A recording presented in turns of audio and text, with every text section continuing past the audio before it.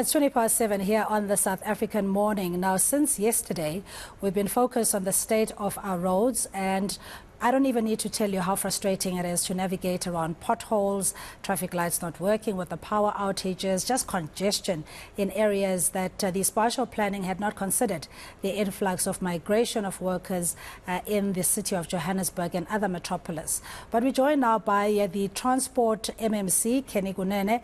Good morning to you, MMC, and thank you so much for your time. I understand off air you were saying you issued a 500-page, 100-day report on your findings, what needs to be done with the road infrastructure. It's taken a long time, and maybe that's not fair to you, but residents are frustrated. They say it's long overdue, and it just needs to be fixed one time. Thank you very much, Cindy, for having me, and good morning to your viewers. Yes, indeed, I sent out 2 weeks ago my 100 days report, which was a 512 pages report, which detailed the work that we have done. There is a summary, but then it goes into detail: which region, which wards, what did we do, from potholes, patching to resurfacing of roads, to stormwater drainage and blockings, KIs and blockings, to the program that we have with the private sector with regard to traffic signals, to also mitigating certain breaches. But indeed, there is still work, a lot of work that needs to be done. Remember, I just came in February, and I then had to understand how the entity works. And from that point of view, we then came up with a strategy on how to deal with this bad road infrastructure in the city of Johannesburg. So MMC, just to understand how it works, I beg your pardon, just to understand how it all works, because residents at Allen's Neck in Roodepoort, where Gareth had been doing an outside broadcast, they came out and said it's been 2 years where we have to just make do with a failing infrastructure, and you know, they send from pillar to post because the reporting structure is so complex and the red tape just is so cumbersome and tedious, where people now are resorting to fixing the problem themselves. And they're told that is illegal because it's within the ambit of the Joburg Road Agency. So what are communities supposed to do if they're trying to fix the potholes in their areas? Let's first deal with what causes the potholes. Number one, the biggest challenge that we have is a very old road infrastructure. City of Johannesburg road infrastructure has aged.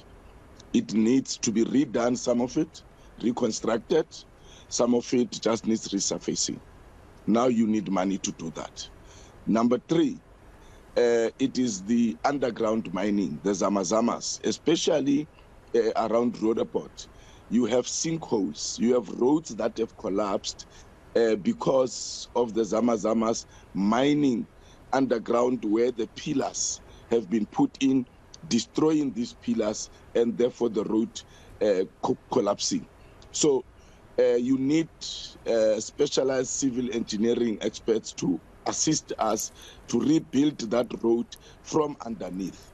So, and then you have got water that is running out of houses, out of industrial areas, acid water, whether it is laundry water, whether it is swimming pool water, wherever that water lands, whether it is sewage water, wherever it lands, it then creates potholes. So there is an education program that we are doing, an awareness program that we are doing to communities, for them to understand how potholes are caused. Car washes in the townships are also a big cause of potholes. We have seen in Cosmos City when we were doing the operation that I have launched, which is Operation Restore, Operation Lukisa, Operation Lungisa, Operation Herstel. I have launched this operation so that I can respond to critical road maintenance issues that are raised by the communities and or by the councillors.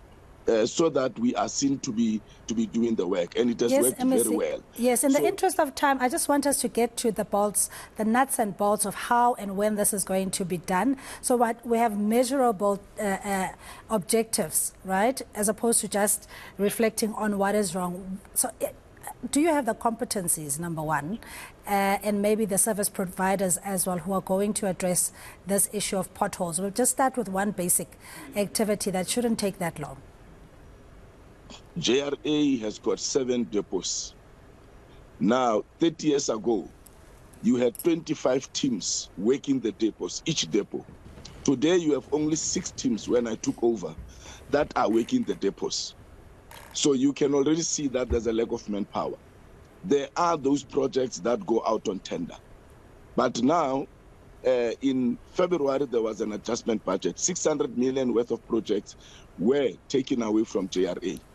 So, which meant that JRA could not perform some of its duties because the previous administration left no money in the account. Now the new year is coming.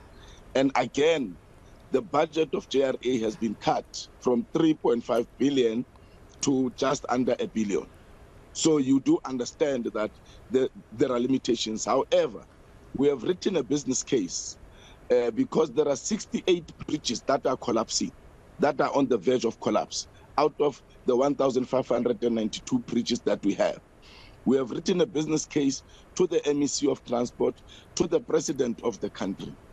I have not received any response from the presidency. I have received a response. Just in closing, I beg your pardon, just in closing, so as a law-abiding, tax-paying citizen, the last thing that residents need to hear, yes, good and well that you're highlighting the lack of resources and a cut budget, constraints.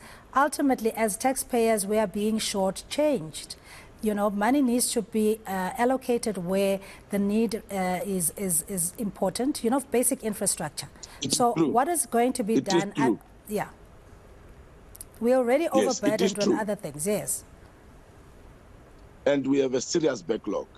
But I have to be honest with the residents by highlighting the challenges and what are we doing to mitigate those challenges. Johannesburg is said to be a world-class African city. And I have said many times, its road infrastructure does not speak to that. However, we are working with what we have. We have got programs that we are doing. We are doing the different regions. And when we do this operation, we bring teams from other regions just to come and do a lot of work that we can do in that particular day.